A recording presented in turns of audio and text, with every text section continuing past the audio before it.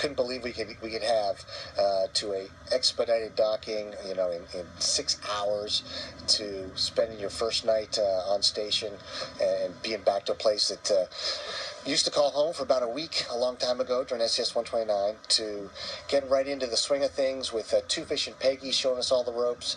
It has been absolutely phenomenal. That's true. Last time I talked to you, you described a station stay as more of a marathon rather than a sprint, and you're already past the total days that you had back on your STS 129 space flight. So is that still true? Kind of feels like a marathon.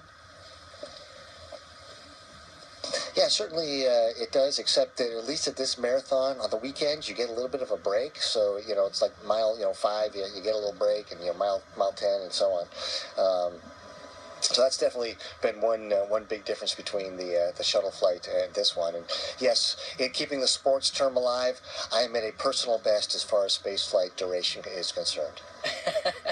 That's so good to hear. All right, well, comrade, the big reason we wanted to chat with you today is because in just a little over a week, on Monday, August 21st, we're going to have a total solar eclipse sweep across the United States. And there's a lot of us here that are excited on the ground, a lot of us here, especially at the Johnson Space Center, but I'm sure from all over the states, are taking road trips to go into that path of totality and get the best view possible. But you from the International Space Station have a very different view. So we've been collecting questions from social media here. I'm here with the Johnson Space Center social media team. Haley Fick and Rose Penley are helping me out.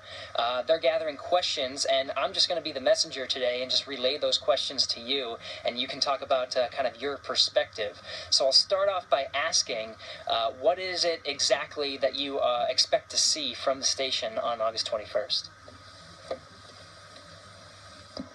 Well, we get 3 different looks at the eclipse.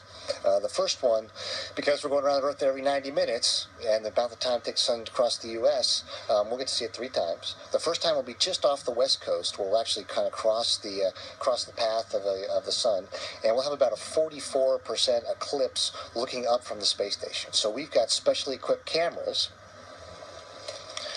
They'll have these solar filters on them that allow us to take pictures of the sun.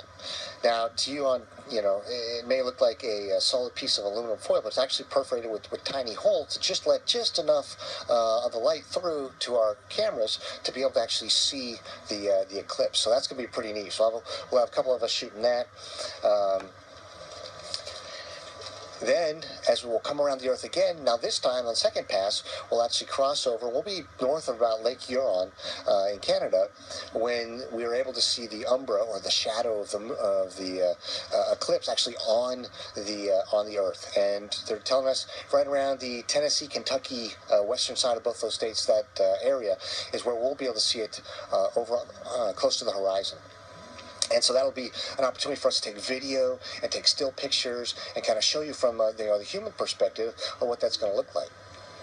The other neat part about it, it's just a huge effort, as you know, across NASA and across the country, to collect images of the sun and of the shadow of the moon on the Earth. We're actually going to have these high-flying WB-57 aircraft. They're going to be flying the upper altitudes of the atmosphere, collecting photographs as well as they chase down the moon shadow. And so, I was thinking about that, going, well, I've heard of storm chasers before, but these guys are kind of like galactic cosmic event chasers, so they kind of get a new title on their resume.